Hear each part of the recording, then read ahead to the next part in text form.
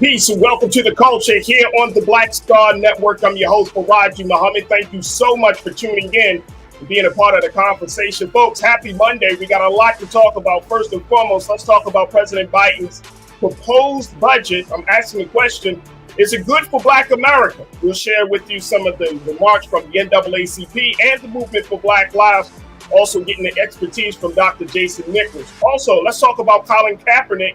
He did an interview with CBS, and he's still talking about going back to the NFL. Should he still be trying to go back into the NFL? We'll talk about what he had to say. Later on, we got our brand new segment, Reclaim Your Wellness, with Dr. Bridget Williams, MD. We're going to talk about everything from mental health to the infant mortality rate among Black women. And I got some latest stuff around the Oscars. We got a lot to cover, folks, so stay with us. It's all happening on today's edition of the culture right here on the Black Star Network. Let's go.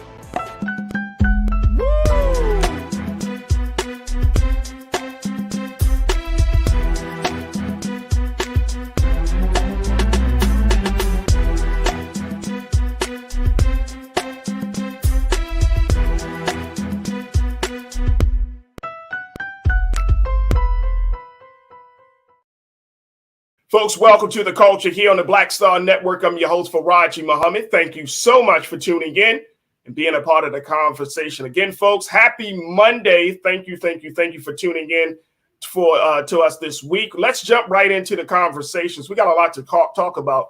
First and foremost, if you haven't heard, President Biden has put forth to Congress his proposed budget on what he thinks that are some of the top priorities in the country. And this budget has gotten everyone talking, folks, from folks in the institutional level all the way down to the grassroots. And President Biden is trying to change the game and trying to turn a page and providing a little bit more resources to dealing with the issues of inequality, dealing with issues of racial justice, and so much more. So we're asking the question today, is his budget good for Black America when you start looking at it? And let me just share with you just a little bit of what the president is trying to do with this budget, because his budget this year is going into a different direction. According to the reports, instead of proposing his budget has went the opposite direction of what the expectation was. Instead, he's proposing a 7% increase over current non-defense spending levels, in addition to tax increases. One thing that his budget is emphasizing is that that there should be even higher taxes for the wealthy. And so, of course, the Republicans are pushing back on that. But he's also spending a great amount of money on other programs outside of defense, outside of even law enforcement, putting more money into social programs. And many people are saying that these are the things that really need to be accounted for. A program such that speaks to infrastructure, housing, social services, unemployment, and so much more. Let's go check in now with Dr. Jason Nichols, who is the lecturer from the African American Studies Department at the University of Maryland, here to give us his insight on President Biden's proposed budget, and more importantly, answering the question, is it good for Black America? Doc, good to talk to you, brother. How you feeling, my brother? I'm feeling well. I'm feeling good, brother. How you? Oh, I'm good, man. It's Monday. You know, hanging out with you a little bit. No doubt. Let's talk about this, bro. This budget here. I'm trying to pull up these numbers here because one of these numbers is something I think is pivotal. He's putting a lot. And first and foremost, this is a $6.8 trillion budget. This is a huge budget that the president has put forth to Congress. Already it's gotten some pushback, naturally.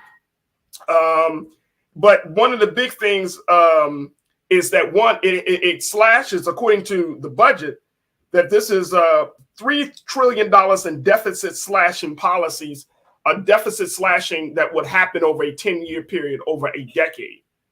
And so when we have these conversations, first and foremost, about the importance of the budget, we have to acknowledge the fact that this is over a long, protracted period of time, that if you want to know what the priorities of any administration is, look at its budget And if you want to know the impact of what an administration is, look at its budget. Talk to us about the significance of that first. Well, I think, again, you stated it perfectly. If you want to know where they're putting their money and where their actions and their policies are going to follow, you look at the budget. And I don't think that this budget is going to go very far in Congress when you have a Republican-controlled Congress, and they're even playing with total economic meltdown with the debt ceiling. So they're willing to play with fire. They're not going to approve any budget that's positive for Black folks or for anyone else for that matter. They're looking for fiscal austerity, which we know doesn't really work. I will say, this does come with tax increases, and there are middle-class people that are going to feel some of this. I know they say they're only going to tax people making over $400,000. Whether you're middle class or a family making $400,000, that's up for debate depending on where you live. I would say out there in California, you're probably upper middle class. You're not. Yeah, you're still doing something out here, Doc. You're doing all right. Don't get me wrong. You're doing all right anywhere. You're doing all right, but you're not balling out of control. If you're in San Francisco and you have a family of 5, you make no. Yeah. So, we can talk about that, but I think middle class people are going to get hit, particularly in the stock market. I know one of the things that he wants to do is tax capital gains more heavily. But the thing is, I still think that's important. And I'm somebody who's pretty well invested in the stock market, but I still think that that's really, really important, and I'm willing to pay those taxes, because with capital gains taxes, that's the only way that we can legally tax the super wealthy. We have to think about people like Elon Musk when he sells Tesla stock in order to buy Twitter. He should have to pay taxes on that because he doesn't make a traditional income. So you can't tax his income the same way. He's going to pay nothing because what does he even get a salary? I don't think he does. No, I don't think he does either. Again, the only way to tax the super wealthy is to go after capital gains. You could try what, and I don't want to get too technical, but you could try what Elizabeth Warren talks about in taxing wealth. But I agree with Republicans, having looked at it, that is unconstitutional. And you will have to change the Constitution. And you're not going to get that out of Republicans. You won't even get that out of some Democrats because they're super wealthy. So the only way to really do this is to tax capital gains and tax the upper middle class. And that's the only way that the wealthy are going to pay their fair share in order to secure things that the president has said are his priorities: Medicare, Social Security. And you got people saying, no, we just need to raise the age on Social Security. Now, I broke this down in a piece I wrote for Newsweek. So let's take Senator Kennedy out of Louisiana. And Louisiana is a state that has plenty of Black folks, right? They want to raise the Social Security age to 70. The average Black man in America lives to be 70.8 years old. So that means that you will pay into the Black men will be paying into the Social Security pot their entire working lives and not live long enough to actually benefit from it. I think that's unfair, personally. Yeah. And Dr. Jason, that is totally unfair. Yeah, absolutely. Totally unfair. Like, you work all of your life, you give so much of your time to to the company or to the country in some way, shape, or form, and then you don't even reap the benefits until not even your golden years. It's almost like your decaying years. You know what I'm saying? You can't even reap the benefits from it. So you're right. You're absolutely right. Right. So I'm really I think the Biden budget, I haven't gone through it, line item, but to me, it looks like his priorities in terms of finding ways to tax the wealthy, and finding ways to protect things that affect Black folks, Medicaid, Medicare. As a matter of fact, most of the black babies born in this country, the health care for those mothers comes from Medicaid. So not most. I have to go back and look at those statistics. But either way, a large portion. And so we need to protect those entitlements for the working class, making sure that people can get health care, making sure that they get it in their golden years and when they're delivering babies and throughout their lives. We need Medicaid expansion, which Republicans have gone up against. And there's ways to generate the revenue for all of that. But Republicans are more worried about their donors, than they are about the working class people in their states and in their districts. Yeah, absolutely. Look, I wanted to, and crew, I want y'all to check in and let me know what your thoughts are as we talk about President Biden's budget. Here's the thing, because this budget is so big, it's got so much stuff that's stuffed in it. And I know folks, when you often talk about budgets, when you're talking about government spending, people's eyes start to gloss over, right, Dr. Jason? Like, people just be like, yeah, okay, what does that mean? What does that mean, right? So how do people break this thing down? How do we look at this from a quote unquote layman's perspective to make sure that we understand where the president has put his emphasis? And then, we're going to take a quick pause and then I'm going to share some other stuff. But how do we do that? I think we look at budgets are complicated, but where the money goes is simple. You know what I mean? So Where are they planning on spending our tax revenue? Where are they planning on spending our tax dollars? How are they planning on generating revenue? And if it's taxing working class people, then that's a problem. If it is sending it to things that make us a healthier, stronger, safer society, then I think it's a good thing. I think, of course, Republicans are going to fight against climate change and all that kind of stuff. I get that. I don't agree with it. I think that this is an important crisis, particularly for Black and brown communities. And I'm going to do a shameless plug and say, look at my interview or listen to my interview with Mustafa Santiago Ali, where he talks about, a green economy and where that could help Black communities and how climate change is affecting Black communities. But I would say, we need health care. That's one of the reasons why Black folks are dying so early. Why Black men aren't living past barely past 7. True. So these are where our priorities should be. We should see it as pro-Black policy. I'm not, going to go as far as to say Biden's, whatever, you ain't Black and none of that. I'm not saying that, but I am saying that where they put their money is where their priorities are, and we need to recognize what will disproportionately impact and improve the lives of Black folks. Absolutely. We got to take a quick pause. When we come forward, folks, let's continue to talk about this President Biden's proposed budget and its impact on Black America. We'd love to get your questions, take your thoughts, and Diesel, I see what you got to say, sir. I'm going to definitely bring that up into the conversation. Folks, stay with us. We got a lot to cover as we check in with my brother, Dr. Jason Nichols, and you. Stay with us. It's The Culture here on the Black Star Network.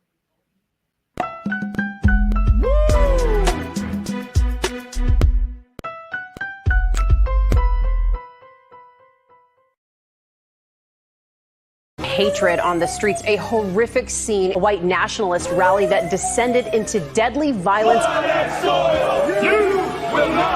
White people are losing their damn minds. An angry pro-Trump mob storms the U.S. Capitol.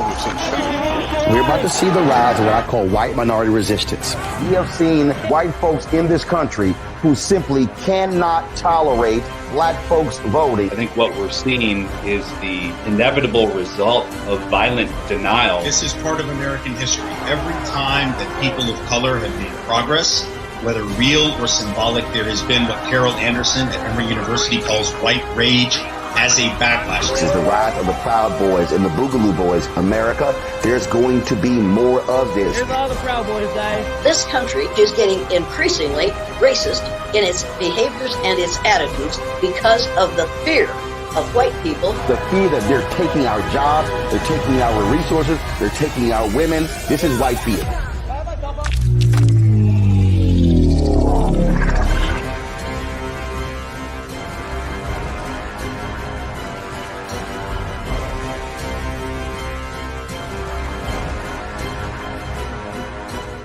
Pull up a chair, take your seat. The Black Tape with me, Dr. Greg Carr, here on the Black Star Network. Every week, we'll take a deeper dive into the world we're living in. Join the conversation only on the Black Star Network.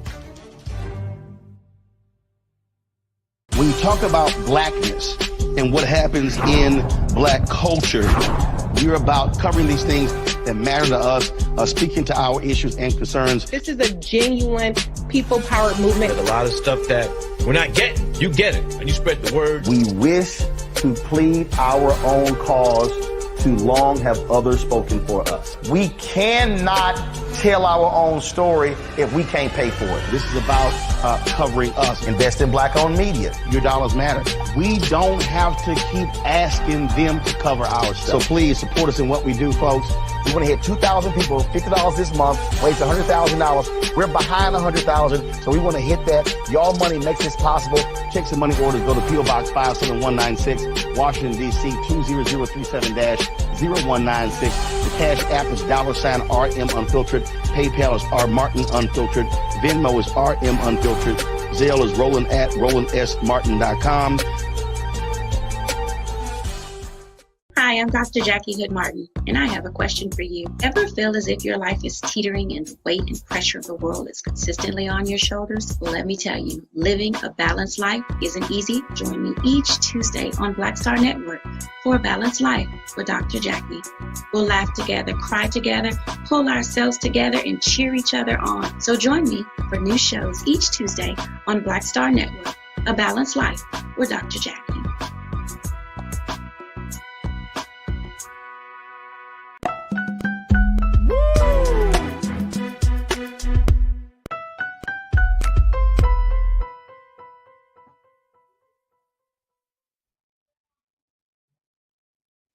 Folks, welcome back to the show. We have been talking to Dr. Jason Nichols, who is a lecturer from the African American Studies Department from the University of Maryland, as we've been talking about President Biden's proposed budget. Is it good for Black America? That's the big question.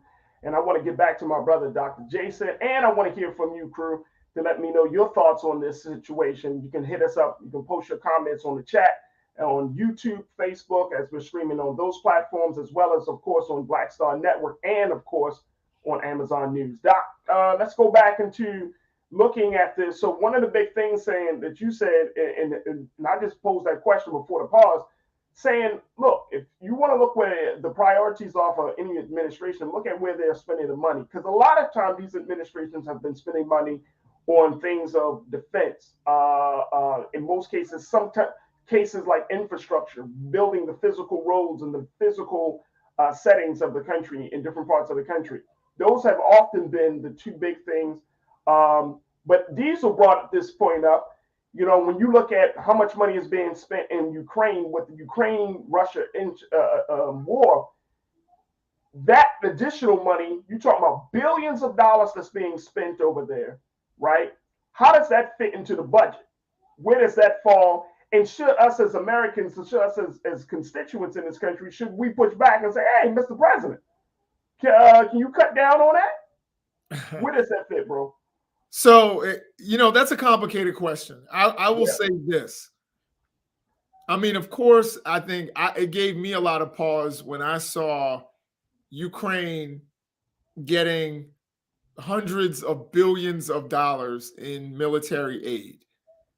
And then, estimates say that we could end homelessness in this country with $20 billion. Everywhere in the country. New York City, San Francisco, LA, Houston, we could end homelessness with just a $20 billion investment. So again, I see the argument. I do think that there is a danger in letting Russia go in and take one of the I think people don't realize how large Ukraine is. Ukraine is a really large country in Eastern Europe. Letting Russia encroach upon that territory, letting Russia empower itself, Right. I think it is something that deserves attention from the United States and from the West, particularly. Well, here's the problem with that, bro. Here's the problem with this, Doc. We, as the American people, we don't know what the interests are for the United States to even get involved in that war. Yeah, That's the government. And look, I'm not one who says, okay, well, we got to know every single government step. I'm not that guy, right? Because once you start to learn what the government is really doing in the name of the American people and in the name of democracy, you're going to start to it goes down like that Alice in Wonderland rabbit hole, right? But in a case like Ukraine, there really hasn't been a I know President Biden has done a number of messages, national messages, where he talked about the need to support Ukraine, but there still hasn't been enough information from my vantage point for us to really say, oh, this makes sense. Because to a lot of American people, and we talked about it on the show, I talked about it with you and other folks, Dr. Gerald Horn included, the American people are still not totally on board. If the president, if there was something to happen in Russia in the Russia-Ukraine conflict today, and it was such a dire situation that the president said, okay, we need boots on the ground from the American soldiers, I bet you probably more than half, a majority of Americans will be like, no, we're not going. No. I would be like, hell no. You know what I mean? That's right. Could we, can we invest? First of all, we've invested about 5% of our military capability. Last I checked, 5% of our military capability in Ukraine. And we have destroyed over 50% of the military capability of Russia, which was considered basically the third power in the world, the third most powerful military in the world. And we've literally pretty much wiped it out to the point where they're having to empty their jails. You know what I mean? They're emptying their jails and prisons and saying, if you fight, we'll give you freedom. They are literally hiring mercenaries like the Wagner Group to go out and fight. They're conscripting people off the street. If you are a Russian citizen, a male Russian citizen, they're going to put an M4 in your hand. You're going to get 2 weeks of training, and they're going to put you in the field. And that's because of the strength of the American military and American military capability. We invest a lot of money in it for this reason, because we basically want to control the world financially and economically and militarily. We want to be able to say to Russia, to India, to China, look, you really don't want smoke, but boots on the ground doesn't really help. We saw boots on the ground in Afghanistan and we lost that war. You know what I mean? We saw boots on the ground in Iraq, and still, I guess, up to interpretation whether we won or lost that war. We saw boots on the ground in Vietnam. We haven't won a war since World War II. So when we put boots on the ground, so I think we ought to just do what we do, fund, how much funding I think could be debated. But helping the Ukrainians and making sure that Russia doesn't attack any NATO nations, because then we're obligated to actually fight. Making sure that we maintain that red line. I remember when Ukraine first popped off, people were saying, well, we need to establish a no-fly zone. I was like, you're out of your mind. Because to establish a no-fly zone, you have to establish air superiority. How do you establish air superiority? You have to fight. And we don't want to fight with, especially Russia. We don't need that fight. Can we let Ukraine, borrow, not borrow, but take some missiles and stuff like that? I tend to be more okay with that. But boots on the ground is out of the question. I think Joe Biden realizes that. He'd be insane. Right. That would be the presidency. We just no doubt. We don't want to go into a war. We literally just ended a 20-year war. You don't want that. He don't want that, bro. He's not want that. He's not stupid. Right. No, not at all. Let's talk about this this domestic affair. And I want to share what the NAACP president and CEO Derek Johnson, he released a statement last week talking about this budget.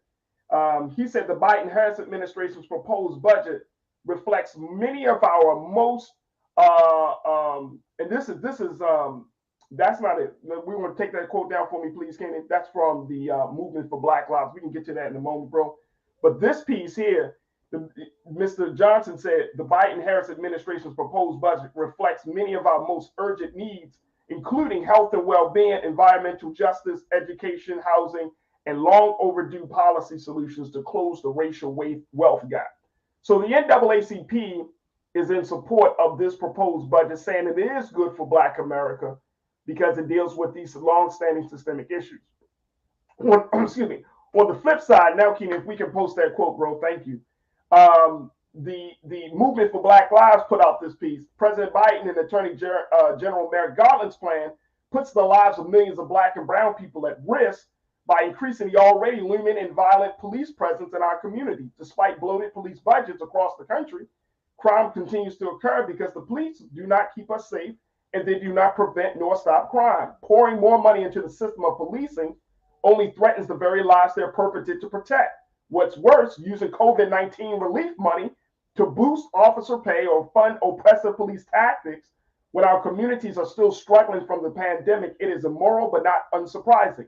It is also a slap in the face to the millions of Black, brown, Asian, and LGBTQ plus people who voted this administration into office in a historic wave of support in hopes of shifting the material conditions of their families and their communities.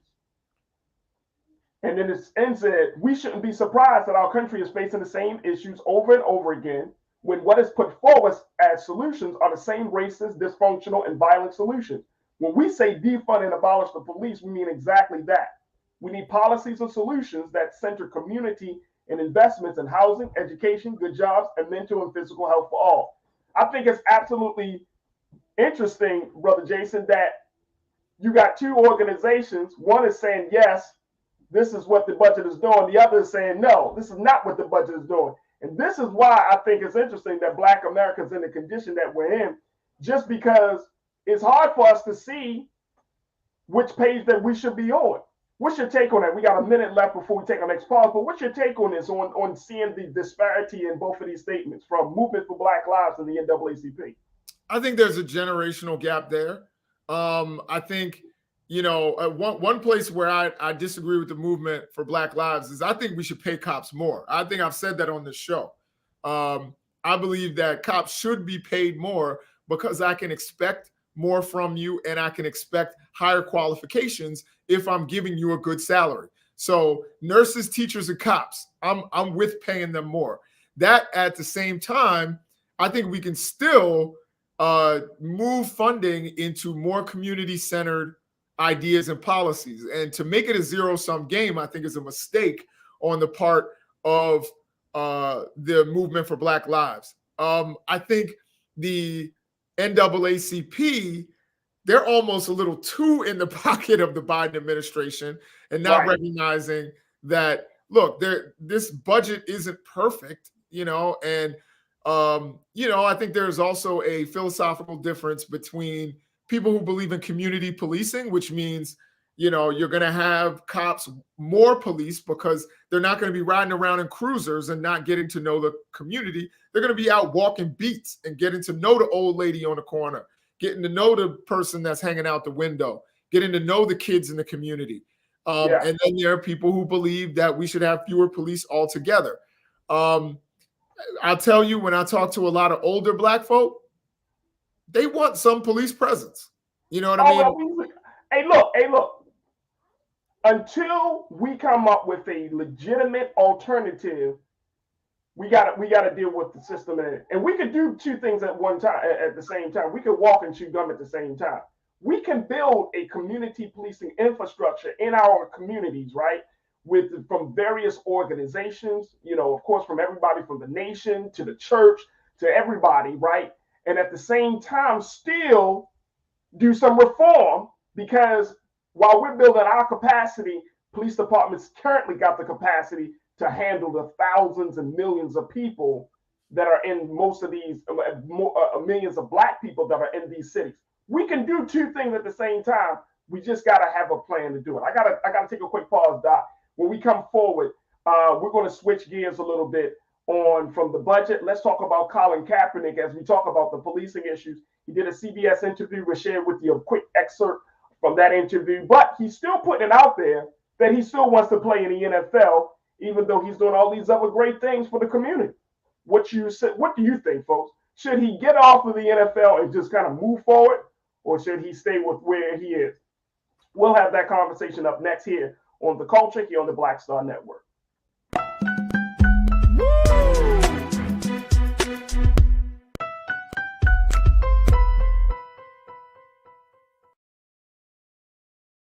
Hi, I'm Dr. Jackie Hood Martin, and I have a question for you. Ever feel as if your life is teetering and the weight and pressure of the world is consistently on your shoulders? Well, let me tell you, living a balanced life isn't easy. Join me each Tuesday on Black Star Network for A Balanced Life with Dr. Jackie. We'll laugh together, cry together, pull ourselves together, and cheer each other on. So join me for new shows each Tuesday on Black Star Network, A Balanced Life with Dr. Jackie.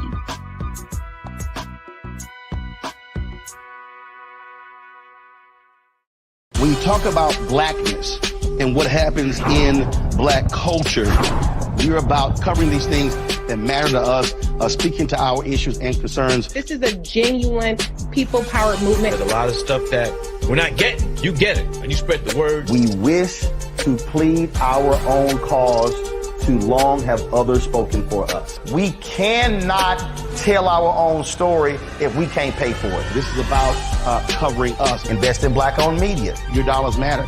We don't have to keep asking them to cover our stuff. So please support us in what we do, folks. We want to hit 2,000 people, $50 this month, raise $100,000. We're behind 100,000, so we want to hit that. Y'all money makes this possible. Checks and money orders go to P.O. Box 57196, Washington, D.C. 20037-0196. The Cash App is $RM Unfiltered. PayPal is R Martin Unfiltered. Venmo is RM Unfiltered. Zelle is Roland at RolandSMartin.com. Hatred on the streets, a horrific scene, a white nationalist rally that descended into deadly violence. White people are losing their damn minds. As an angry pro-Trump mob storms the U.S. Capitol, we've seen we're about to see the rise of what I call white minority resistance. We have seen white folks in this country who simply cannot tolerate Black folks voting. I think what we're seeing is the inevitable result of violent denial. This is part of American history. Every time that people of color have made progress, whether real or symbolic, there has been what Carol Anderson at Emory University calls white rage as a backlash. This is the rise of the Proud Boys and the Boogaloo Boys. America, there's going to be more of this. Here's all the Proud Boys, guys. This country is getting increasingly racist in its behaviors and its attitudes because of the fear of white people. The fear that they're taking our jobs, they're taking our resources, they're taking our women. This is white fear.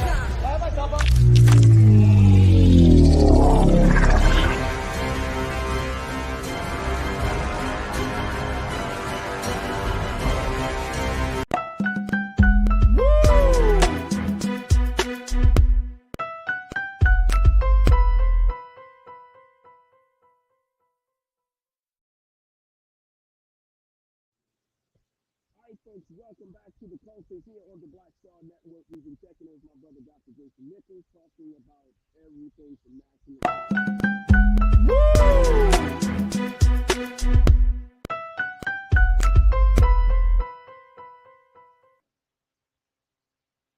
Hatred on the streets, a horrific scene, a white nationalist rally that descended into deadly violence. White people are losing their damn minds. As an angry pro-Trump mob storms the U.S. Capitol, we're about to see the rise of what I call white minority resistance. We have seen white folks in this country who simply cannot tolerate black folks voting. I think what we're seeing is the inevitable result of violent denial. This is part of American history. Every time that people of color have made progress, whether real or symbolic, there has been what Carol Anderson at Emory University calls white rage as a backlash. This is the rise of the Proud Boys and the Boogaloo Boys. America, there's going to be more of this. Here's all the Proud Boys, guys. This country is getting increasingly racist in its behaviors and its attitudes because of the fear of white people. The fear that they're taking our jobs, they're taking our resources, they're taking our women. This is white fear.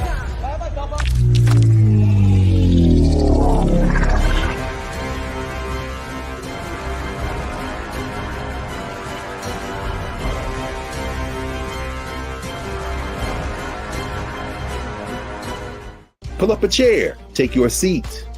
The Black Tape with me, Dr. Greg Carr, here on the Black Star Network.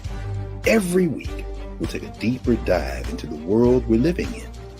Join the conversation only on the Black Star Network.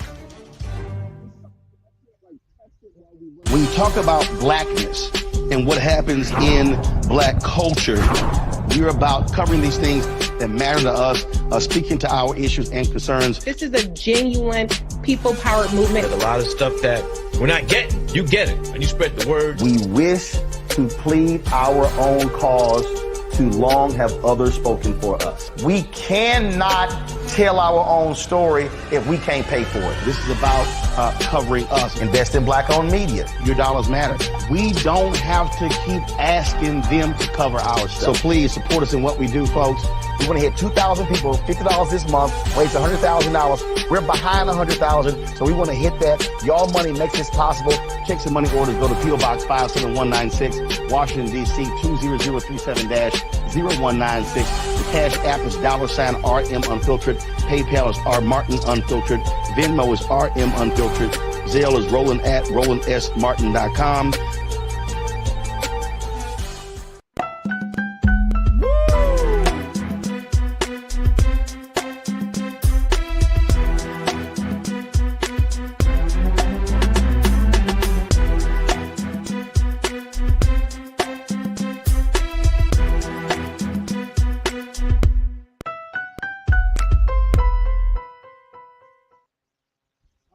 Welcome back to the show. We've been talking to Dr. Jason Nichols, and we wanted to switch gears from talking about the president's budget to talk about Colin Kaepernick and his new CBS interview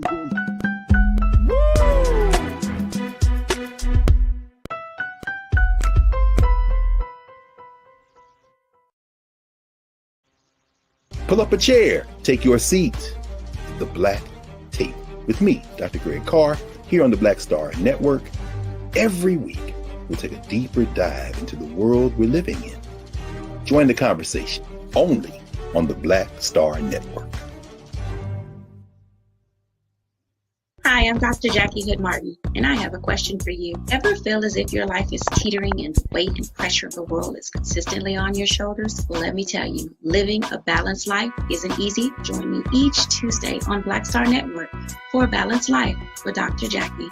We'll laugh together, cry together, pull ourselves together, and cheer each other on. So join me for new shows each Tuesday on Black Star Network, A Balanced Life with Dr. Jackie.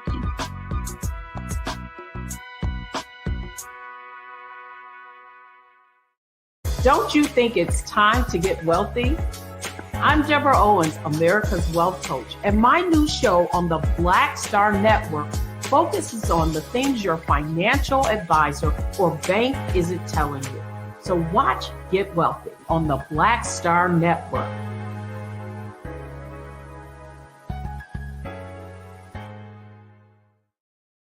When you talk about blackness and what happens in black culture, we're about covering these things that matter to us, speaking to our issues and concerns. This is a genuine people-powered movement. There's a lot of stuff that we're not getting. You get it, and you spread the word. We wish to plead our own cause. too long have others spoken for us. We cannot tell our own story if we can't pay for it. This is about covering us. Invest in black-owned media. Your dollars matter. We don't have to keep asking them to cover our stuff. So please support us in what we do, folks. We want to hit 2,000 people, $50 this month, raise $100,000. We're behind 100,000, so we want to hit that. Y'all money makes this possible. Check some money orders. Go to P.O. Box 57196, Washington, D.C. 20037-0196. The Cash App is $RM Unfiltered. PayPal is R Martin Unfiltered. Venmo is RM Unfiltered. Zelle is Roland at RolandSMartin.com. Hatred on the streets, a horrific scene, a white nationalist rally that descended into deadly violence. White people are losing their damn minds.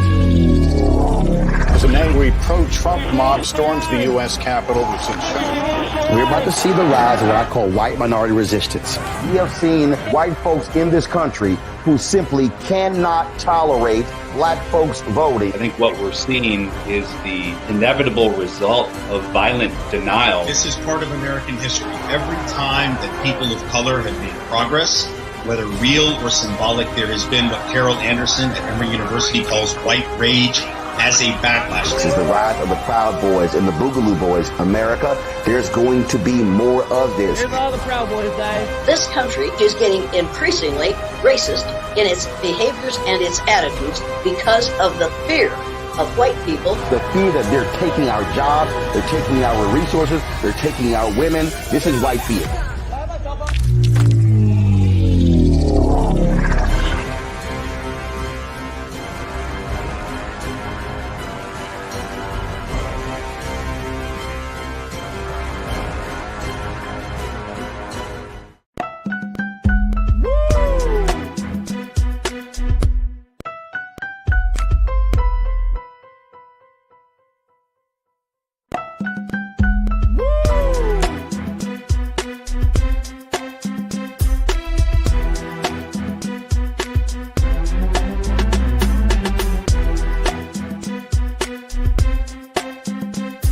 Folks, Black Star Network is here.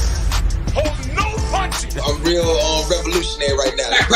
Support this man, Black Media. He makes sure that our stories are told.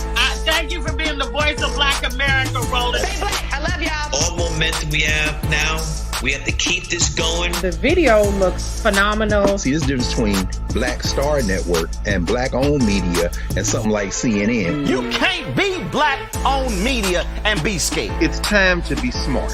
Bring your eyeballs home. You dig? Pull up a chair. Take your seat. All right, let's do it. The Black Tape with me, Dr. Greg Carr, here on the Black Star Network. Every week, we'll take a deeper dive into the world we're living in. Join the conversation only on the Black Star Network.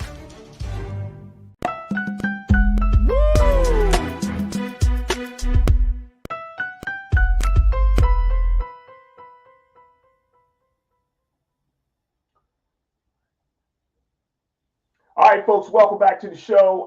We've been talking to Dr. Jason Nichols from the University of Maryland, and I wanted to get the doc's take on this situation with Colin Kaepernick. And let's bring Doc back into the frame.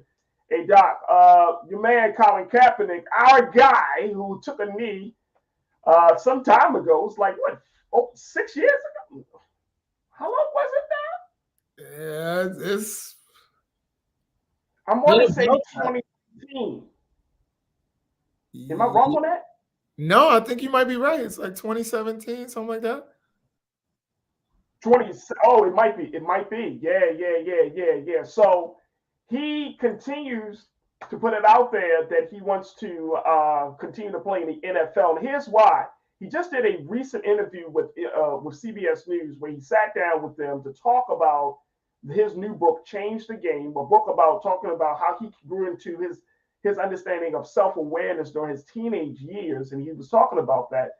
But then the conversation about the NFL came up where the MVP said, look, I'm still training 5-6 days a week. I'm still ready.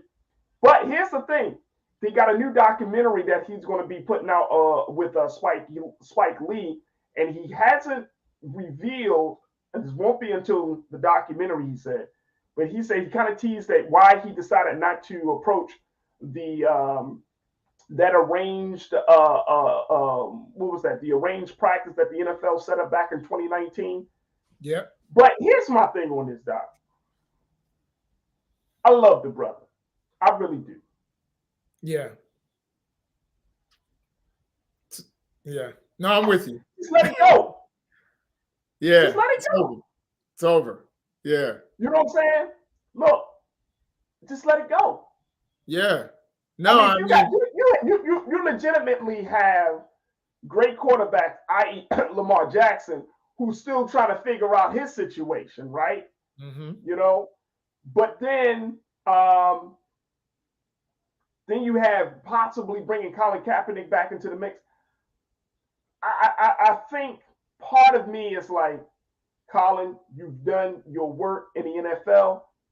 You're doing a phenomenal job on social activism, social justice in those spaces, right? I don't think you should worry about going back into the NFL at this point. Only if, here's my suggestion, Doc, and you tell me this if I'm crazy.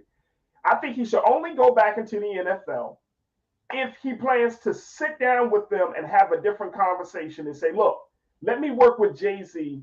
Your Inspire Change initiative needs some upgrade. Let me create a space for future players, current and future players, to express themselves politically without retribution or consequences from owners and teams and all of that stuff. Let me. I don't want to come in on that end versus trying to be a player. I think his days of being a player are over in the NFL. It's over.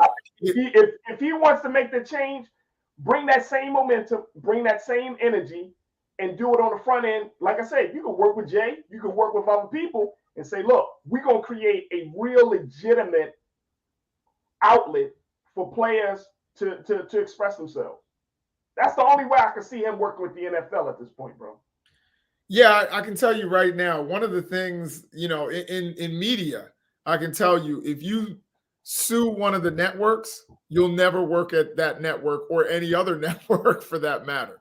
Never again. Yeah, they steer clear of you. And Colin Kaepernick sued them. He took the payout. They're not going to bring him back. Number one, he's been away from the game so long. You got all these young college studs coming up. You got guys who are playing in the XFL and the USFL who want a shot. I just don't think Colin Kaepernick is going to get an opportunity. Not only whether he can play or not, whether he's injury-free or not. He's been away from the game for a really long time. But one thing I will say is, taking another athlete, quarterback, who is a very different person with a very different personality. But I think about RG3, right? RG3 was number one pick in the draft. Everybody thought he was going to be a great quarterback. It didn't pan out. Now he is calling games and doing analysis. And he's much better at that than he ever was at playing football. So to me, sometimes you learn your purpose. It's not what you thought it was, and I think Colin Kaepernick has a greater purpose, a grander purpose than, running a football or throwing a football. I think he has, a greater purpose in the world, a better lessons he can teach the world. I know he's passionate about football, and there's probably other ways that he can get back into, football. Whether it's he's a pretty reserved person, but he can do, media. There are other things that he could do that I think people would absolutely accept him and be excited about it. But the idea of him coming back and challenging for a position on an NFL team to be a quarterback, it's over. That. Let me ask you this. I never understood this. Like you said, he got the payout, so he took him to court. He embarrassed the hell out of the league, right? Right. Mm-hmm. Essentially, like once he did it, he went through all of the scrutinizing. He went through all of the criticism. He went through all of that. And then a couple of years later, the league everybody started to say, oh, yeah, he was right, right? So he bounced the hell out of the league, right? I mean, he did all these things, and it's like, bro, why do you keep wanting to come back to the same situation that ostracized you, that made you? Why would you? That's the part I'm not understanding. Like, why is there still this desire to be a part of a system that you said is not good? Well, I think part of it is he's trained his whole life to be a football player and to be an athlete. And he feels, he wakes up in the morning, he still feels strong. He can still throw the ball a mile. He's like, I can still do this. And he feels, I think, in terms of his career, like he left something on the plate. He didn't eat his food. He never won that Super Bowl. He didn't get a chance to live out his career. We saw Brady play for 75 years, and he's like, I want some food on the plate. I want to eat the rest of my food. I want my leftovers. And to prove that not only was he an activist, but a great player. I mean, when you think about some of the activists that we've had in sports, they've all been great athletes. There's always going to be that question mark around Colin Kaepernick. Was he great? Was it, we never saw it. So I think he still has that in his head. I mean, Muhammad Ali was great. When you go back to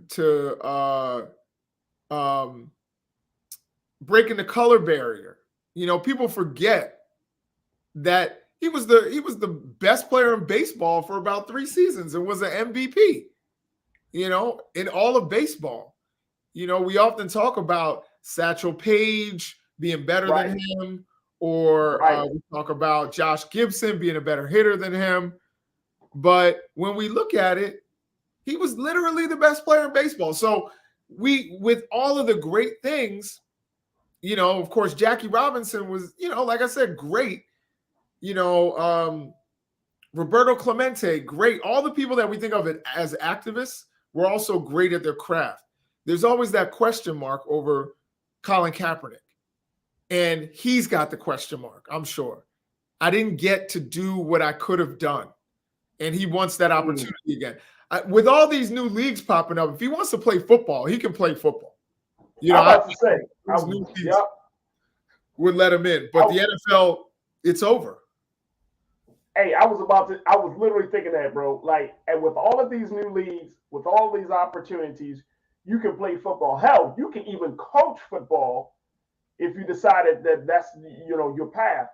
But I'm with you there. I think that at this point, and I'm saying we in terms of those who have supported Colin all the way from the beginning, at this point, we should just be like, all right, well, you had your run. I get it. You got some stuff left on the plate. You still feel like you got some gas in the tank. But at the end of the day, based upon how the relationship has gone between you and the league, yeah, it's over. It's not happening, sir. Yeah. He's done. It's over. He could talk to the Rock. He could play in the XFL. He could play in the USFL. Right. And if he balls out there, then he has a strong argument like, I can still play, but if he look, let me tell you, if he went to an alternative league, right, a smaller league, he balls out there, he would make the league. Everybody in grandmother would be going to the game. You know what I'm saying? It's like what Deion saying to the gun for Colorado, you know what I mean? Like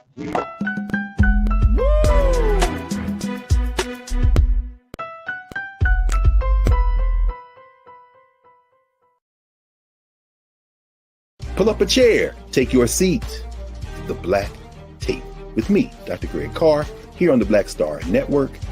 Every week, we'll take a deeper dive into the world we're living in.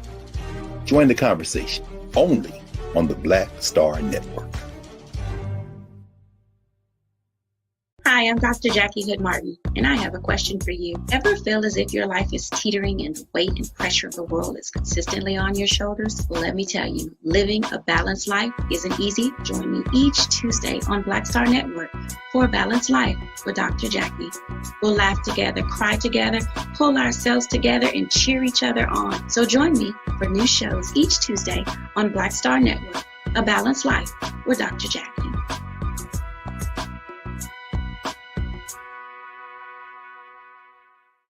Don't you think it's time to get wealthy? I'm Deborah Owens, America's Wealth Coach, and my new show on the Black Star Network focuses on the things your financial advisor or bank isn't telling you. So watch Get Wealthy on the Black Star Network.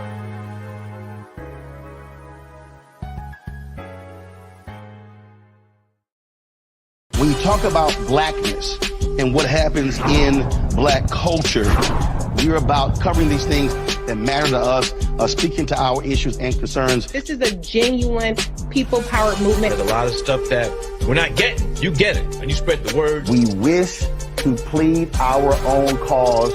Too long have others spoken for us. We cannot tell our own story if we can't pay for it. This is about covering us. Invest in black-owned media. Your dollars matter. We don't have to keep asking them to cover our stuff. So please support us in what we do, folks. We want to hit 2,000 people, $50 this month, raise $100,000. We're behind $100,000, so we want to hit that. Y'all money makes this possible. Check some money orders. Go to P.O. Box 57196, Washington, D.C. 20037-0196. The Cash App is $RM Unfiltered. PayPal is R Martin Unfiltered. Venmo is RM Unfiltered. Zelle is Roland at RolandSMartin.com. Hatred on the streets, a horrific scene, a white nationalist rally that descended into deadly violence. White people are losing their damn minds. As an angry pro-Trump mob storms the U.S. Capitol, we're about to see the rise of what I call white minority resistance. We have seen white folks in this country who simply cannot tolerate black folks voting. I think what we're seeing is the inevitable result of violent denial. This is part of American history. Every time that people of color have made progress, whether real or symbolic, there has been what Carol Anderson at Emory University calls white rage as a backlash. This is the rise of the Proud Boys and the Boogaloo Boys. America, there's going to be more of this. Here's all the Proud Boys, guys. This country is getting increasingly racist in its behaviors and its attitudes because of the fear of white people. The fear that they're taking our jobs, they're taking our resources, they're taking our women. This is white fear.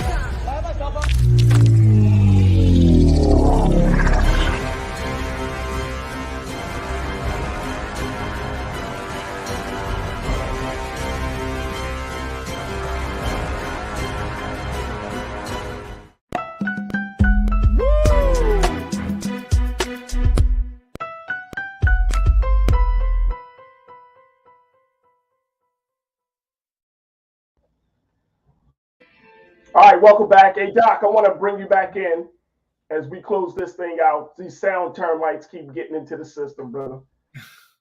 But I agree with you. As you mentioned, Colin Kaepernick, brother, is I think his time in the NFL is done. I would agree with you. I think that for us, we need to just say thank you.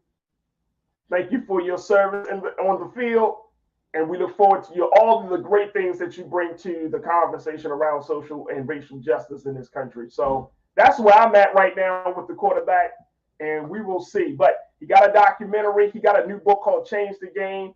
He's doing so many other fantastic things. So, Colin, big shout out to you for continuing to put your message out there. And more importantly, you will never be forgotten in NFL history. Never will be forgotten. Doc, you got the final say. What you take? Yeah, no, I think you took the words right out of my mouth. He will never be forgotten. He is a legendary figure. He'll still be a polarizing figure because we live in a polarizing time of social media. I think through time he will have more people on his side, but he will never be forgotten. And I think the NFL one day will make public amends, but they don't want him to play on the field. He's never going to play on the field in the NFL. barring, like we said, if he goes on and plays in one of these smaller leagues and just balls out of control, then perhaps, you got to give him a shot. You got to start, kick up that buzz. But right now he's yesterday's news. He's yesterday's paper as far as being a player.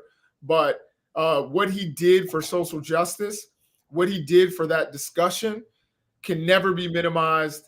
He is a legendary figure in the history of sports and activism. Absolutely. Absolutely. Dr. Jason Nichols, is always a pleasure, brother, to connect with you. I love our conversations on Mondays, so I truly, truly appreciate it. Talk to him about your podcast real quick, Doc. Yes. So we have a podcast called The Working Class Elites. We are dropping episodes all the time. Hopefully I'll see Farajii later on and yes. he'll get his sound right. And we can have a conversation and you'll be able to watch a little extra of the culture just in a different platform. So definitely check out The Working Class Elites anywhere podcasts are available. That's my guy, Dr. Jason Nichols, who is a lecturer for the African American Studies Department from the University of Maryland. Always a pleasure to talk to my brother, Doc. Thank you so much, brother. And more importantly, thank you for being so good for the culture. No doubt. Anytime, my brother. Absolutely. All right, folks, we got to take a quick pause. When we come forward, we're going to bring you another installment of our brand new segment, Reclaiming Your Wellness with Dr. Bridget Williams, MD. Stay tuned. That conversation is up next here on The Culture on the Black Star Network.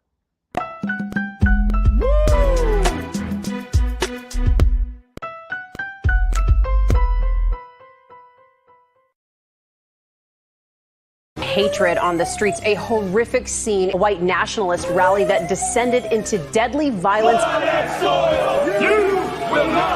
White people are losing their damn minds. As an angry pro-Trump mob storms the U.S. Capitol, we're about to see the rise of what I call white minority resistance. We have seen white folks in this country who simply cannot tolerate black folks voting. I think what we're seeing is the inevitable result of violent denial. This is part of American history. Every time that people of color have made progress, whether real or symbolic, there has been what Carol Anderson at Emory University calls white rage as a backlash. This is the rise of the Proud Boys and the Boogaloo Boys. America, there's going to be more of this. Here's all the Proud Boys, guys. This country is getting increasingly racist in its behaviors and its attitudes because of the fear of white people. The fear that they're taking our jobs, they're taking our resources, they're taking our women. This is white fear.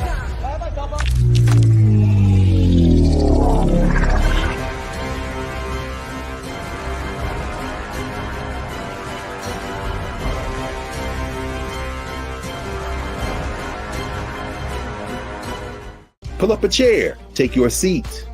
The Black Tape with me, Dr. Greg Carr, here on the Black Star Network.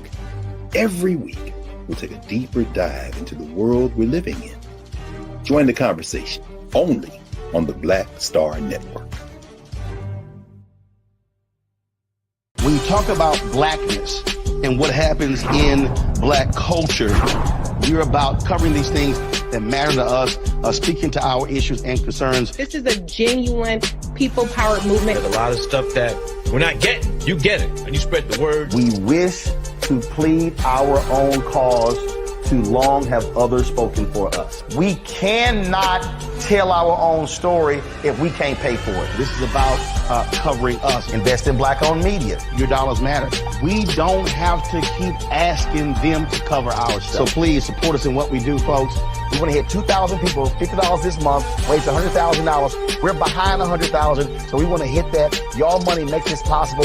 Checks and money orders go to P.O. Box 57196, Washington, D.C. 20037-0196. The Cash App is $RM Unfiltered. PayPal is R Martin Unfiltered. Venmo is RM Unfiltered. Zelle is Roland at RolandSMartin.com. Hi, I'm Dr. Jackie Hood Martin, and I have a question for you. Ever feel as if your life is teetering and the weight and pressure of the world is consistently on your shoulders? Well, let me tell you, living a balanced life isn't easy. Join me each Tuesday on Black Star Network for A Balanced Life with Dr. Jackie. We'll laugh together, cry together, pull ourselves together, and cheer each other on. So join me for new shows each Tuesday on Black Star Network A Balanced Life with Dr. Jackie.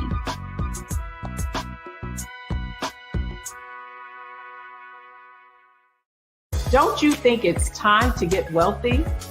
I'm Deborah Owens, America's Wealth Coach, and my new show on the Black Star Network focuses on the things your financial advisor or bank isn't telling you. So watch Get Wealthy on the Black Star Network.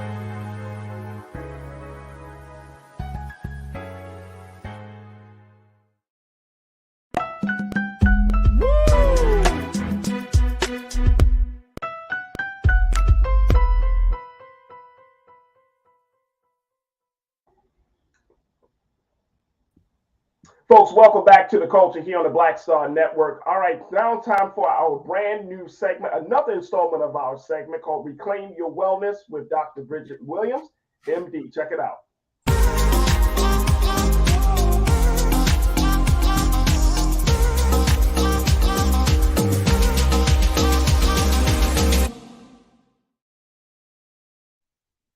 Dr. Bridget, good afternoon, sis. How you feeling today? Great. How are you, Farajii? Oh, I'm good. I'm good. Thank you so much for checking in. And I'm very, very excited about today's conversation. You got a couple of things on tap, right?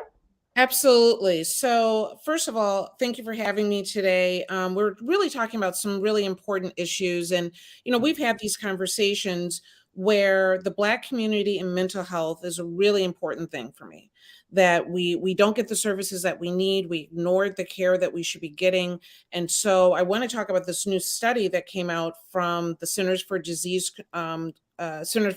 Control that looked at people during 2018 to 2020. They did a study, and Black people visit the ER for mental health at the higher rates than anyone else. And this is really important. So what they found is that they took 1,000 emergency room visits, and basically Black adults were going to the ER twice as often for mental health as white adults. So looking at 1,000 visits, 97 of them were Black adults, 43 were white adults. And why this is important is because basically when they're getting in there, they're not necessarily getting the care that they need. And honestly, in the long range of things, it can even lead to death. So what we're looking at is Black adults have a higher rate of emergency department visits for all over mental health disorders, substance abuse, anxiety disorders, mood disorders, and schizophrenia. And when they get in there, they end up waiting at least an hour long than white patients. I have seen it myself being in the ER. I have had conversations with some of my white patients and being told how disturbed they have been sometimes when they see a waiting room full of people and the white patients were being seen while a waiting room of Black people still sat there. And I've gotten that from white Americans. Okay. So is this, and let me just real quick on that, Doc, is this something that is, across the board? Is it relative to the states? Is it relative to the hospital systems, public versus private? How does those dynamics fit? Absolutely. So this is a study that was looking just across the board between 2018 and 2020.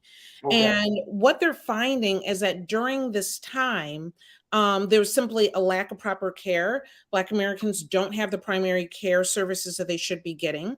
And then a really important part of this is that there is a stigma when we talk about mental health, right? And there are cultural beliefs that still stay with us, that we believe we're strong, that we dismiss the idea of someone being crazy, and that we simply wait longer to receive care than white America does. And when you consider that when you go into the ER, they are not your psychiatrist. They're not a mental health organization. They simply put a Band-Aid on what's coming in. And many times you're more likely to be diagnosed with substance use or substance abuse than depression and anxiety and being treated for that. And so they put the Band-Aid on there, and this is no disrespect for our ER doctors, but it's simply the function that they play. So it's very important that you get proper care from the right places.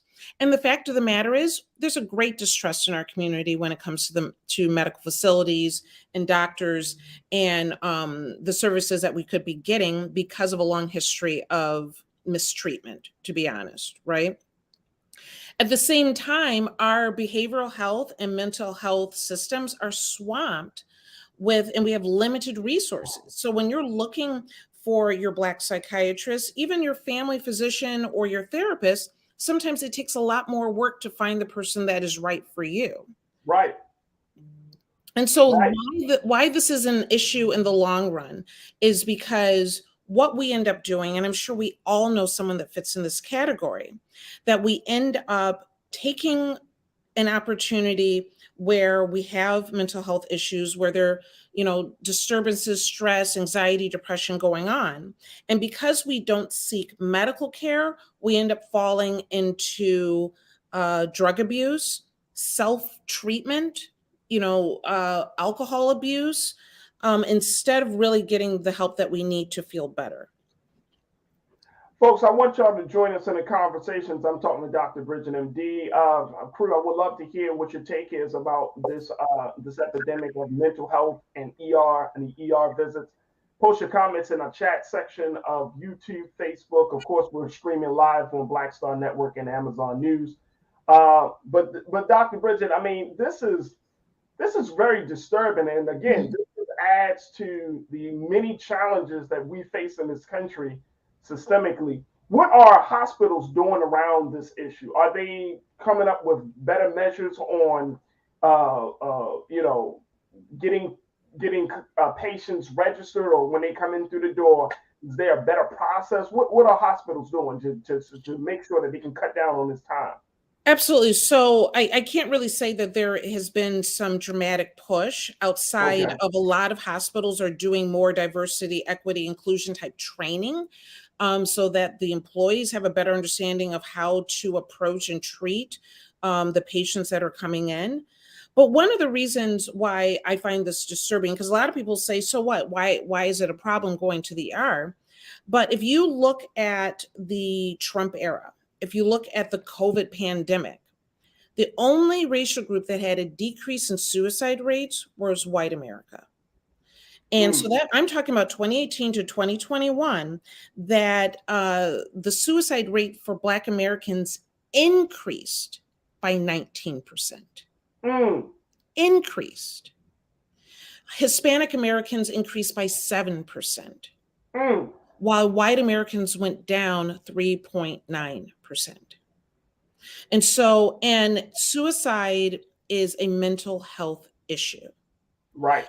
So we have to do more. We have to change how we think about this. We have to pay more attention to each other if we're really going to make a difference and save each other. Save each other at this point. So my recommendation when we're looking at this is find your health tribe. Look at what your priorities are, and your mental health better be one of the top ones, without a doubt. If you don't have that, you don't have anything. No, you don't have anything. And so when you say your health tribe, right? Because we're in the age right now, Dr. Bridget, you know it, I know it. Everybody is a mental health specialist. Everybody want to give you their take on how they are living their best, drama-free, carefree life, right? You go on social media and everybody's talking about, self-care, self-care Sundays and all of those things. And I feel like these are great ideas. These are great tips, taking a walk, go outside, read a book, exercise. I think these are all great. These are good stuff. But I don't think that it speaks to the very, very deep personal pain that many people who suffer from mental health issues really feel. You know what I mean? Like, or telling yourself that you are okay in those daily affirmations is not going to be enough. Yeah. And I think that it has been used as a bandage on a wound.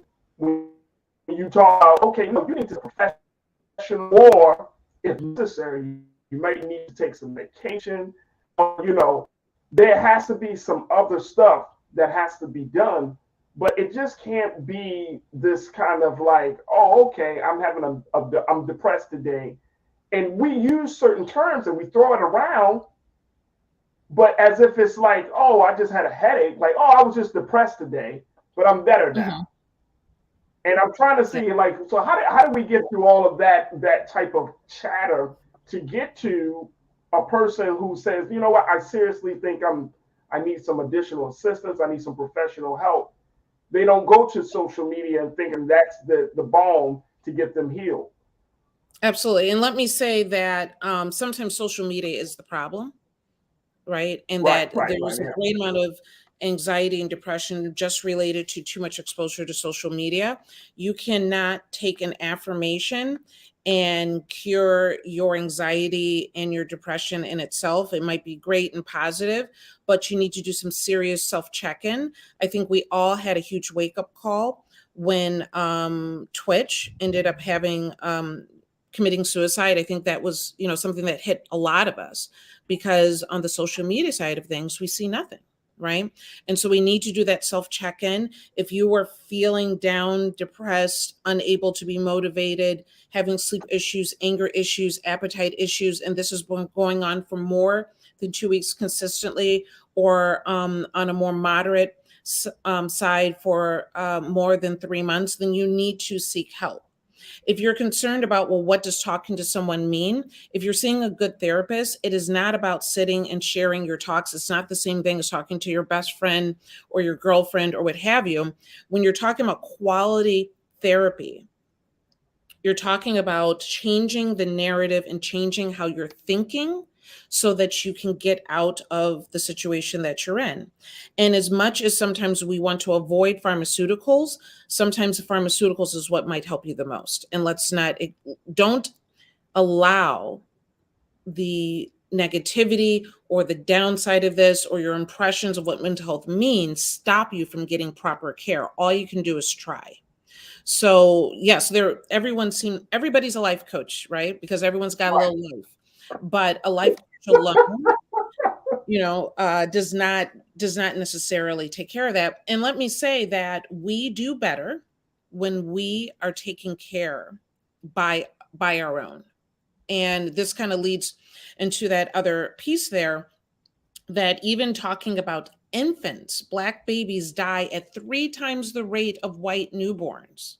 When Black doctors are involved, the mortality rate cuts in half. We do better when we take care of ourselves. And so I guess if you're talking about my medical recommendation, see your Black therapist, your Black doctor, your Black psychiatrist, find them, support them, encourage people into the health field. I think we've really, 40% of people are looking for treatment outside of traditional medicine. But the fact of the matter is sometimes that traditional medicine practitioner is who you need. Go to your nurse practitioners. A lot of people don't want to see, they work harder than anybody else I know. Get the help you need and stop putting Band-Aids on it and think it'll just go away, because it can kill you. Absolutely. Absolutely. We got to take a quick pause. When we come forward, we're going to continue our conversation with Dr. Bridget Williams, MD, as she continues to give us some insightful and very, very important information on how we can reclaim our wellness. Folks, stay with us. More conversations with her and, of course, with you, Lana. I see you. I would love to share your comment with our watchers and so many more of you. So stay tuned. We got a lot to talk about here on The Culture on the Black Star Network.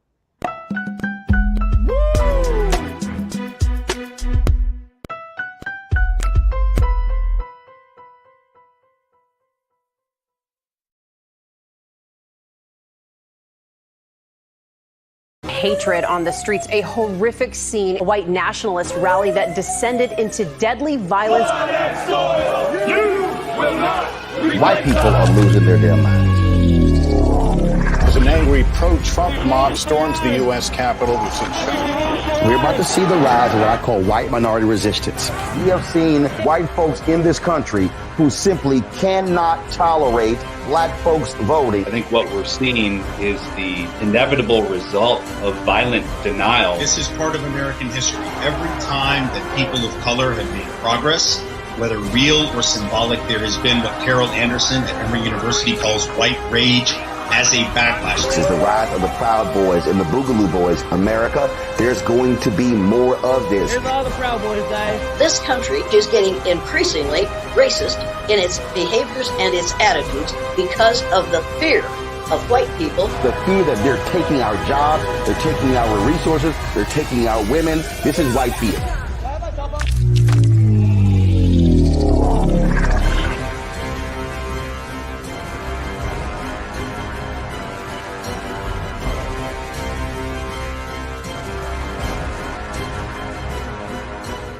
Black Star Network is here. Oh, no punch! I'm real revolutionary right now. Thank you for being the voice of Black America. All momentum we have now, we have to keep this going. The video looks phenomenal. See, there's a difference between Black Star Network and black-owned media and something like CNN. You can't be Black-owned media and be scared. It's time to be smart. Bring your eyeballs home. You dig?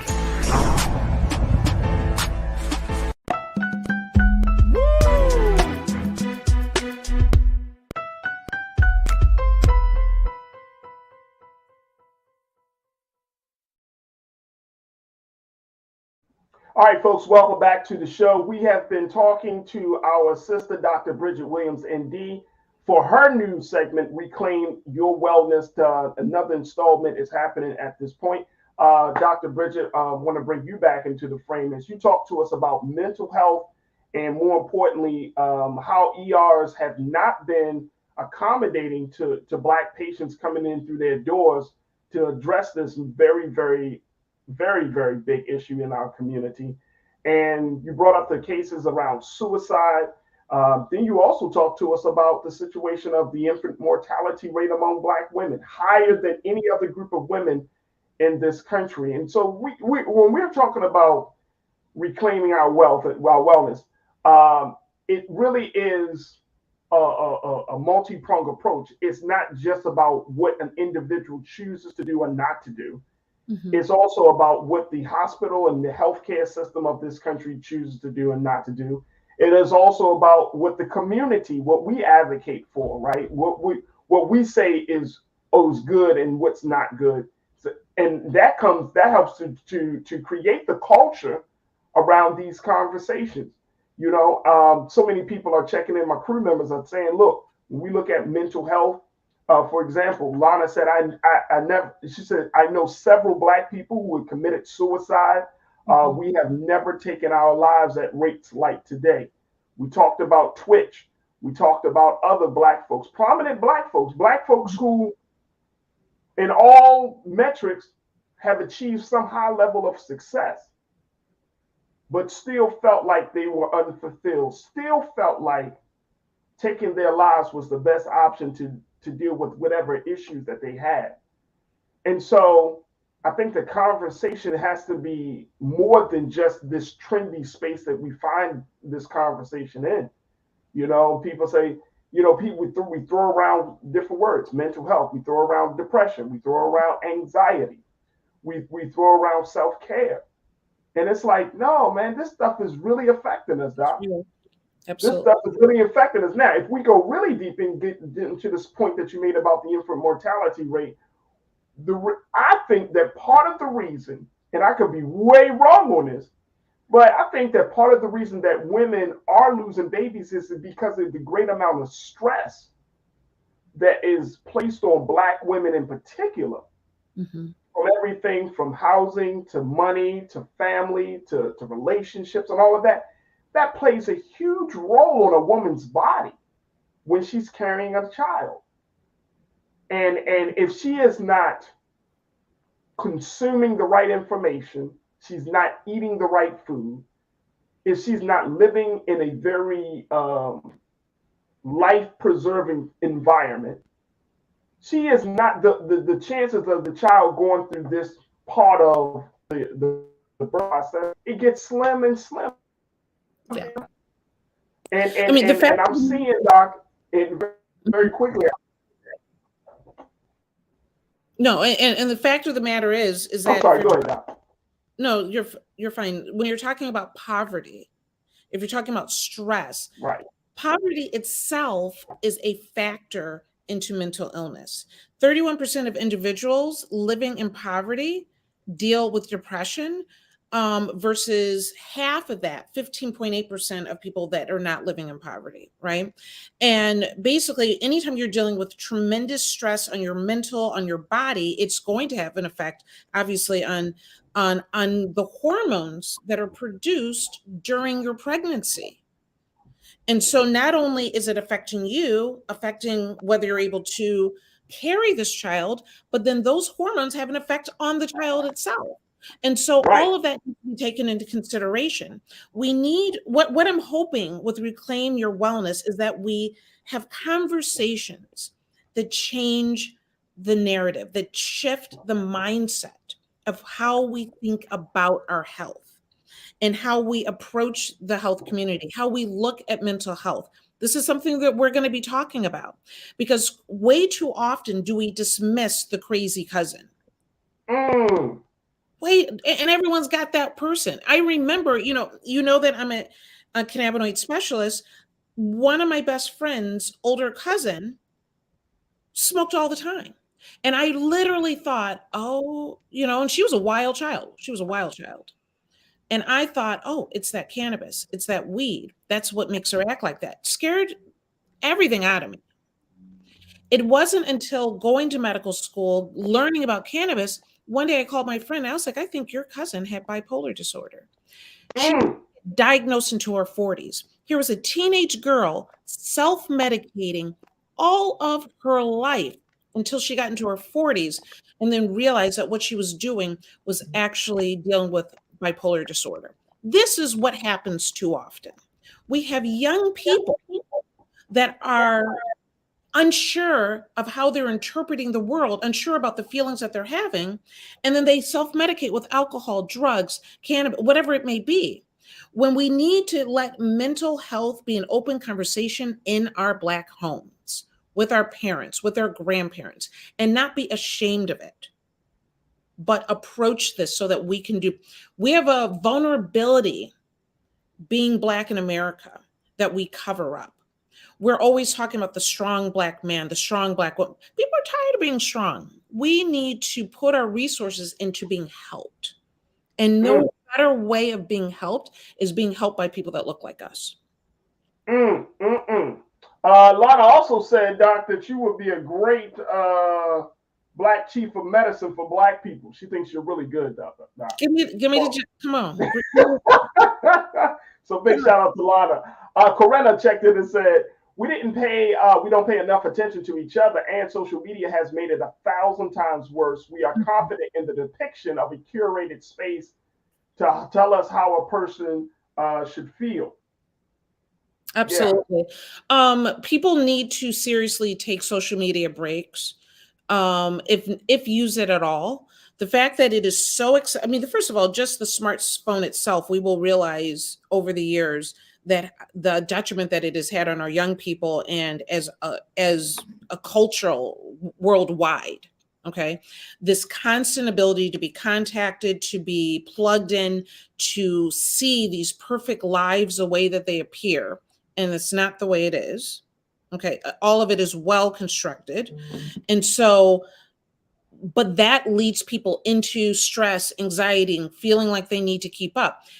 We didn't grow up in that situation necessarily. What people were doing was in their own homes. But now it is for everyone to see, and people curate ideas that for some of us, we take it in and it causes depression and less than and anxiety and stress that we don't need in this world. Turn it off, get rid of it.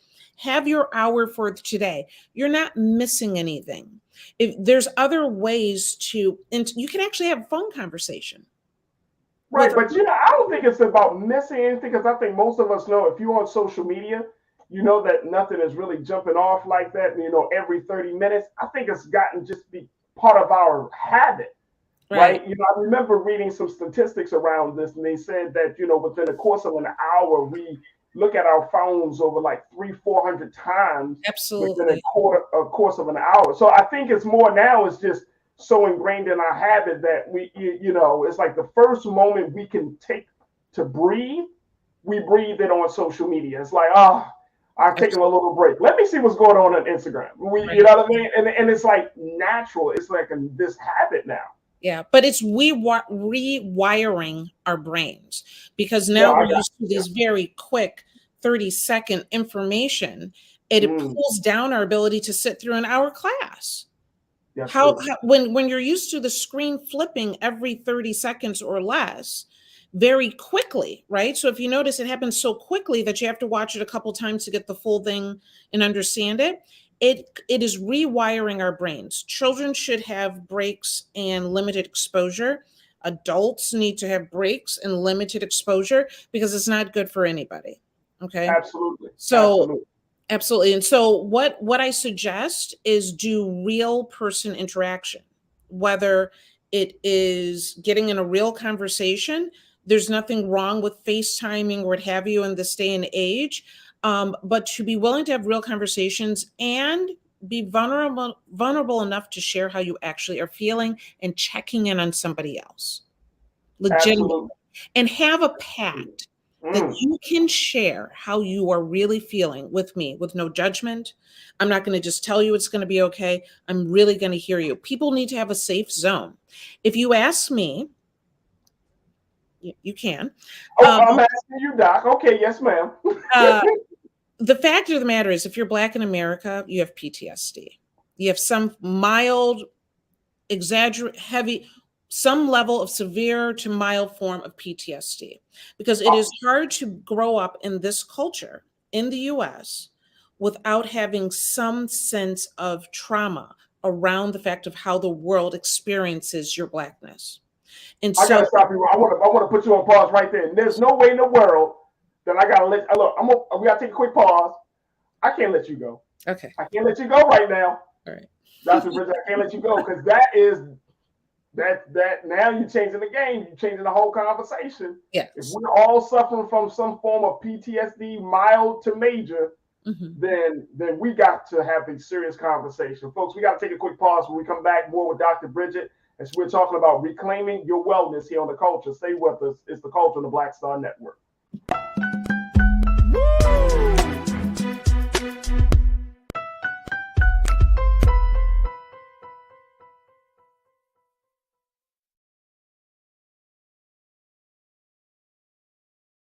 Pull up a chair, take your seat. The Black Tape with me, Dr. Greg Carr, here on the Black Star Network. Every week, we'll take a deeper dive into the world we're living in. Join the conversation only on the Black Star Network. Black Star Network is here. Oh, no punch! I'm real revolutionary right now. Thank you for being the voice of Black America. All momentum we have now, we have to keep this going. The video looks phenomenal. See, there's a difference between Black Star Network and Black-owned media and something like CNN. You can't be Black-owned media and be scared. It's time to be smart. Bring your eyeballs home. You dig?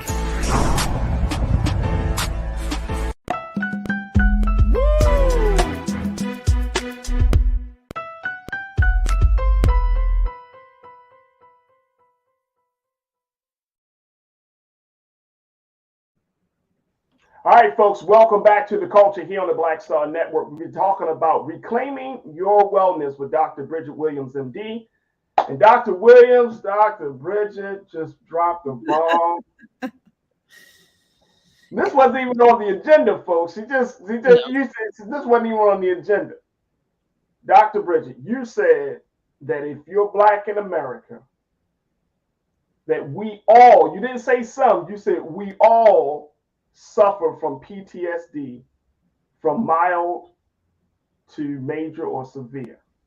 And I do think that is, and I do say all because that's my opinion. If you look at research, Black people have the highest prevalence of PTSD in America. We are PTSD, we're 8.7%, where everyone else is falling below that.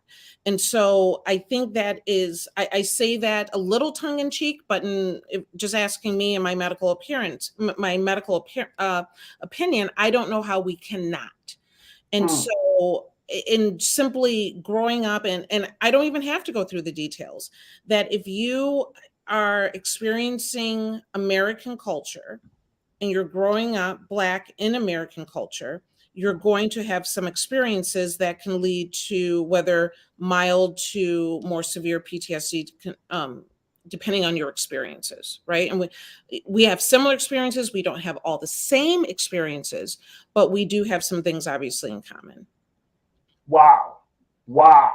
Now here's another point that my guy Willie Frazier brought up. I don't know if you saw this on social media. I did, and I thought this was interesting. I actually put it out on my Twitter. Willie, you brought this question up. You said there was a moment this weekend when a Black female therapist said she wasn't going to treat Black males because of questions the potential patients had about her experience. She was getting, and I saw this where this sister was saying, look, I'm no longer going to treat Black men. She said, because Black men have been scrutinizing her and really questioning her experience and her ability to do her job before they decide that they want to, get her services as a therapist. And she was pushing back on that. So Willie asked this question, is this common, and are males difficult? Did you see this on social media, Doc? No, I did not. I have a dozen questions around that, because I think just in my own medical practice and over the years, I've had that experience across the board, right? And I do think if you're in the healthcare field, it's not easy being a woman. It's not easy being a Black woman in the healthcare field, because we are definitely, Black women are not the most cared for group. And, we have a lot of statistics that puts us at the bottom as far as being protected and cared for and seen as intelligent, even though we probably have the highest college and higher education numbers in this country. And so I think quite often we are asked, how do you measure up? But I've had that happen with, white women, white men, Black men. I mean, there's a moment of trying to scrutinize you. And for whatever reason, she's seeing this with one particular group. My thing is, when you're seeing abnormal behavior from a group, either it's a cultural aspect or there is a issue with that individual themselves, meaning, do they have some trauma that has led them to those questions? So obviously, I haven't seen the report, and there's probably a lot more to this than what we are aware. I gotta see this tweet. I gotta see this tweet of this sister. I'm sorry. I was just saying, I gotta send you the tweet of the therapist who made this, because it's fascinating. And I saw it and I was like, okay, this is very interesting. But I do know that some Black men and some men in general really do have a problem with getting any type of guidance. And I also, I question that, because I'm thinking of like, well, what about your mother? Like, she's your first therapist. Mm-hmm. She's your first, healthcare worker. So would you question your mother's ability? Like, I question any man who has a problem getting any type of guidance, any type of truth, any type of anything from a woman, because she's based on a woman. I'm like, well, what kind of relationship do you have with your mother? Mm-hmm. It's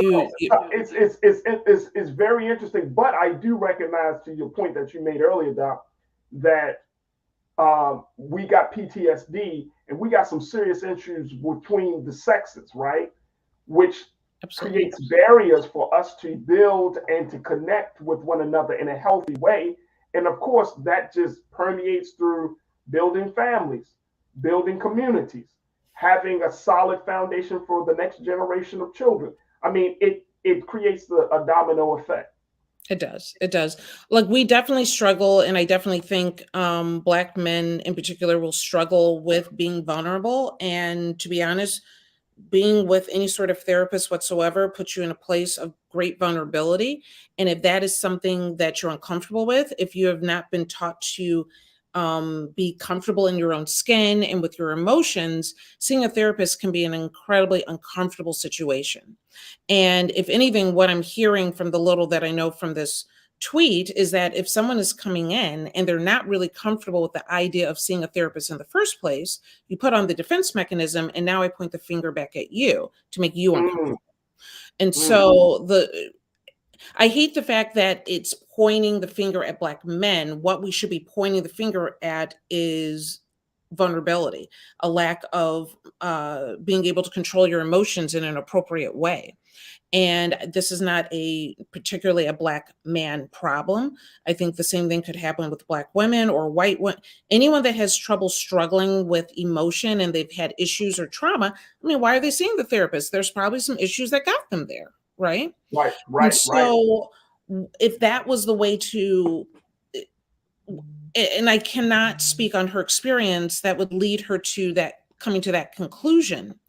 But clearly, instead of working through it in some way, because in seeing this is someone that needs a lot more help, let me work this through with them. I understand sometimes you have to cut that line and create the boundary, and it's time to move on. But there is a reason why someone behaves that way.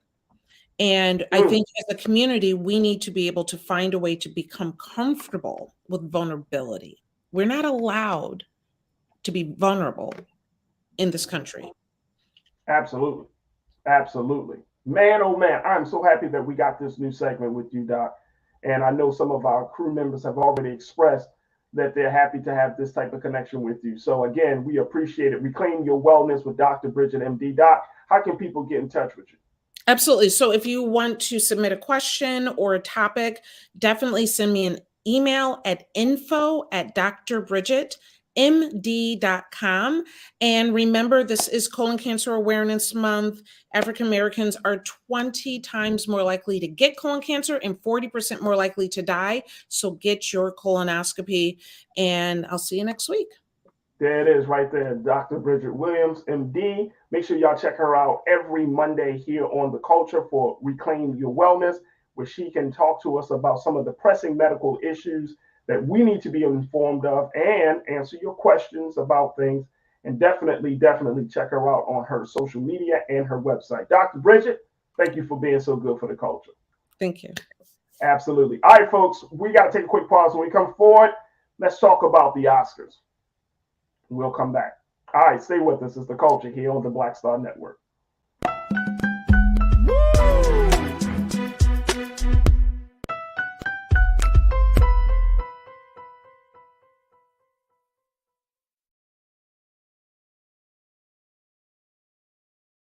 Black Star Network is here. Oh, no punch! I'm real revolutionary right now. Thank you for being the voice of Black America. All momentum we have now, we have to keep this going. The video looks phenomenal. See, this difference between Black Star Network and Black-owned media and something like CNN. You can't be Black-owned media and be scared. It's time to be smart. Bring your eyeballs home. You dig? When you talk about blackness and what happens in Black culture, we're about covering these things that matter to us, speaking to our issues and concerns. This is a genuine people-powered movement. There's a lot of stuff that we're not getting. You get it, and you spread the word. We wish to plead our own cause. Too long have others spoken for us. We cannot tell our own story if we can't pay for it. This is about covering us. Invest in Black-owned media. Your dollars matter.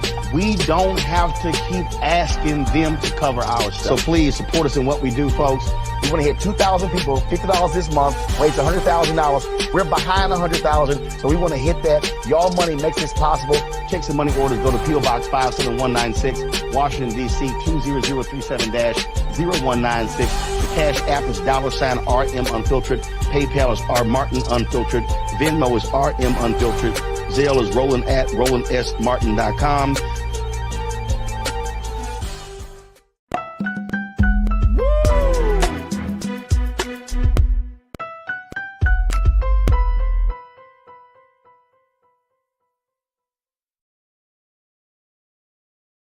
All right, folks, welcome back to the show. Before we roll out, Got to talk about the Oscars just for a quick moment. If you hadn't had a chance to watch the 95th Oscar presentation last night, there were some big moments. And of course, there were some big snubs. Yes, yes, yes. All right, let me just say this. First and foremost, it seems to be a trend where now if you host an award show, you can go on stage and just blast them for what they're not doing. This is what Jimmy Kimmel did last night as he hosted the Oscars presentation, just talking about everything from the slap of last year to talk about how now the Oscars has a crisis team in case there are moments of violence. Yeah. And this is all coming from a white comedian. So it will be interesting to see how that message comes across to the media. So Jimmy Kimmel definitely put the Oscars on blast last night. Another one of the big moments is one of our sisters, Sister Ruth Carter, who is the phenomenal costume designer for Black Panther. She has won her second Oscar yesterday for her work for Black Panther, Wakanda Forever. And she took home the big one yesterday, and rightfully so. If you saw Black Panther, you know that Ruth Carter put in extra work. There's a fantastic documentary that she's included in on Disney Plus, where she talks about how she decided to go, once they decided to take this to the conversation to Mexico, and including that part of including those people into the story, how she had to do the research and how she incorporated all of the history to bring that character, the costumes of those characters to life. So it's a fascinating piece around the making of Black Panther, Wakanda Forever. But big shout out to Sister Ruth Carter once again, bringing home Oscar gold. All right, and the final piece, I don't know if it was a snub or not, but everyone was expecting and even hoping that Queen Angela Bassett would take home her Oscar for her role as the Queen Ramonda, and she did not. And it was the best her role in everything, everywhere, all at once. And so, people. Well, let me just say, hey, Keenan, let's throw up the picture. Do we got a picture of Angela Bassett when she was when Jamie Lee Curtis was name was called? We got a picture of video. I just want to show people. She was not happy, folks. Take a look at this. This is not the face of happiness, folks. Everyone else was clapping and cheering, and Angela Bassett had to take that gut punch right there. And this was what made the news today, that she did not even clap for Jamie Lee Curtis, that she had to take one on the chin for that snub. Even though many people thought she was going to win, it was this face that has gotten people talking. And not only did this happen, that face, but then Jonathan Majors and Michael B. Jordan of Creed 3 decided to take a few moments out of their presentation for the best cinematography to say this. Take a look. Hey, Auntie, we love you. Mm-hmm. Hey, Auntie, we love you. Mm-hmm. That was a little interesting nod. That was a little interesting nod on the whole situation. Here's the thing, very quickly, folks, as we wrap up today's show.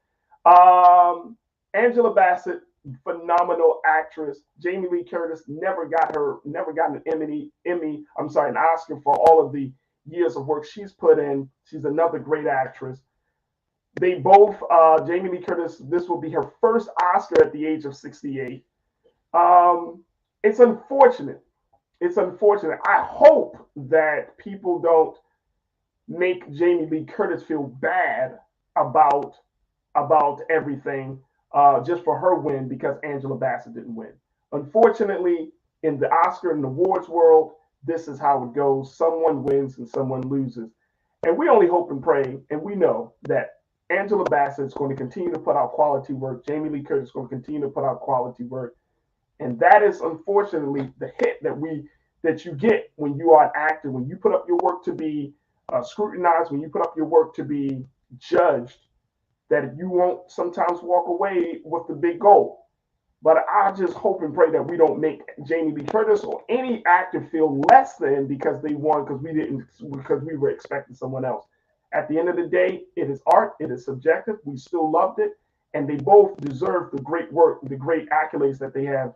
And so, I know it's hard for Angela Bassett, but Sister Angela, trust and believe, your work has been Oscar gold for so many years. You don't need a statue to verify it, to validate it. Just know that you got love from the culture for the great work that you do. All right, folks, that's going to do it for me. I thank each and every one of you. I want to thank my dynamic team, King Keenan, Joe, my control room.